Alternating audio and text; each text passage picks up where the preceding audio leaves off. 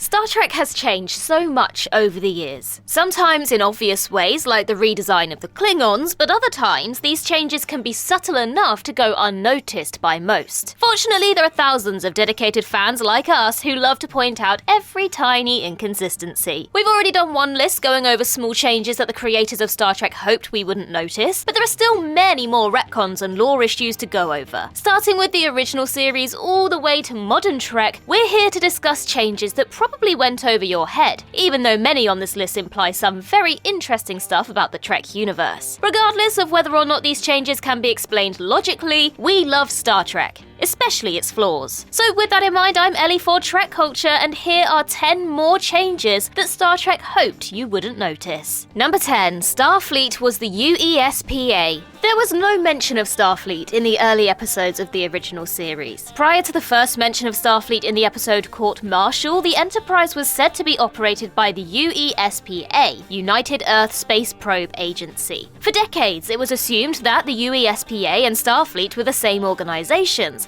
and the name change was a single retcon. After Court Martial, the UESPA wasn't mentioned again for decades, until the Voyager episode Friendship 1, which featured an Earth probe by the name Friendship 1 with the registry UESPA-1 on its hull. This officially confirmed that the UESPA is still part of canon, even as far back as 2067, when Friendship 1 was launched. The registry UESPA-1 also seemed to imply that this was the first vessel developed by the agency. The UESPA has also been referenced in more subtle ways throughout the franchise, like by appearing on dedication plaques on the Star Trek Enterprise and Generations sets. Today, it's assumed that the UESPA was in charge of coordinating the Enterprise's 5-year mission from the original series, while the crew themselves included members of both Starfleet and the UESPA, as well as enlisted personnel like McCoy. This could explain why Kirk chose to report to the UESPA headquarters in Charlie X rather than Starfleet. Much like the old look of the Klingons, the Enterprise working with the UESPA is actually canon, despite the fact that we know both changes started as retcons. Number 9. The hardest substance known to man. Aside from the fact that scientists in real life have now been able to synthesize substances harder than diamonds, this statement was also contradicted several times in Trek itself. In the episode Balance of Terror, which aired before Arena, cast rhodinium was called the hardest substance known to man. Then, almost a year after Arena aired, tritanium was described as 21.4 times harder than diamond in the episode Obsession. There are countless other contenders for the hardest substance in the Trek universe, including neutronium, the material used in the Planet Killer's hull from the episode The Doomsday Machine, and monotanium, the material used in Herodian ship armor. There's really no way to know which of them is actually the hardest though.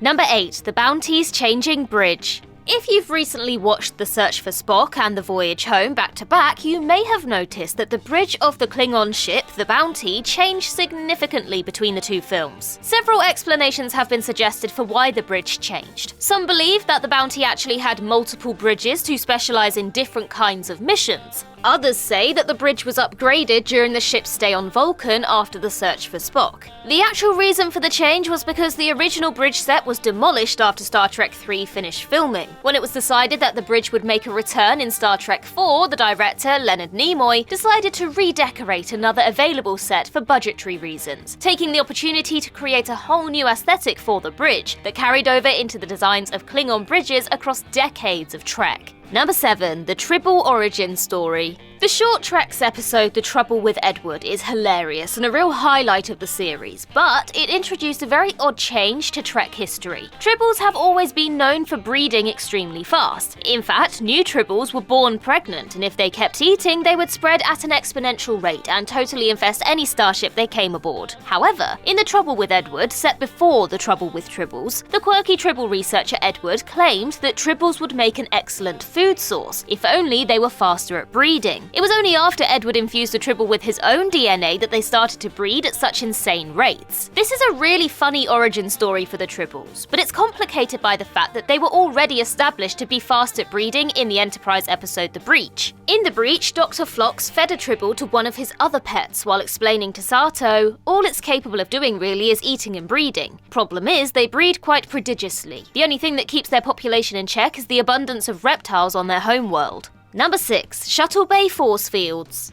Nowadays, all the hangars we see aboard Starfleet ships are kept sealed with force fields that allow shuttles and other objects to pass through while keeping oxygen inside the ship. This design is super common in other sci-fi works too, like Star Wars for example, so it's easy to forget that this wasn't always how things were done in Trek. In the original series episode Journey to Babel, we saw that the Enterprise's shuttle bay would actually have all of its air sucked out before opening the hangar doors. After the shuttle landed, the room needed to be repressurized. When Sarek and Amanda arrived aboard the shuttlecraft Galileo, Kirk and the others had to wait for the room to refill with air. This method was used throughout the original series and also Enterprise, but strangely, Discovery uses a more advanced shuttle bay with a force field. While it's possible that this tech existed before the original series, one would think it would be installed aboard the Federation's flagship. Number 5. Zephram Cochrans Age. Zephram Cochrane is perhaps the most famous scientist in Trek history. He invented Earth's first warp drive, which was detected by a passing Vulcan ship, leading to the official first contact between humans and Vulcans. He's remembered mostly for his appearance in Star Trek First Contact, but we actually met Cochrane decades earlier in the original series episode Metamorphosis. In this episode, it was revealed that at some point in his life, Cochrane chose to live on one of Earth's first extraterrestrial colonies in the Alpha Centauri system. At the age of 87, he realized that he was close to the end of his life and chose to die among the stars. However, before he could meet his fate, Cochrane was saved by an energy being known as the Companion, who reversed his aging, made him immortal, and kept him company on the planet Gamma Canaris N until the Enterprise found him in Metamorphosis 150 years later. Given that he was said to be 87 when he arrived on Gamma Canaris N and waited 150 years before Metamorphosis, which was set in 2267, he must have been born in 2030 and arrived on Gamma Canaris in 2117. Though strangely, we saw in the first episode of Enterprise Broken Bow that he was still on Earth in the year 2119, suggesting that his 150-year stay on the planet was more of an estimate. Now, his earliest birth year could be 2032 if we assume that he left Earth in 2119. But this would make him only 31 years old when he flew his first warp flight in 2063. And no offense to James Cromwell, but he was 56 when First Contact was being filmed and obviously appeared much older than 31. It's been suggested in the Star Trek Encyclopedia and the pocketbook's novel Federation that Cochrane's older appearance was due to radiation poisoning from living in a post-World War III world. In reality, Brannon Braga, a co-writer of First Contact, has stated in a documentary featurette called The Legacy of Zephram Cochrane, quote, "We decided to take a lot of liberty with the original series character," later adding, "We kind of ignored to some degree the Cochrane from the original series. Apparently this was the case when choosing Cochrans Age, but we still adore James Cromwell's portrayal of the character nonetheless."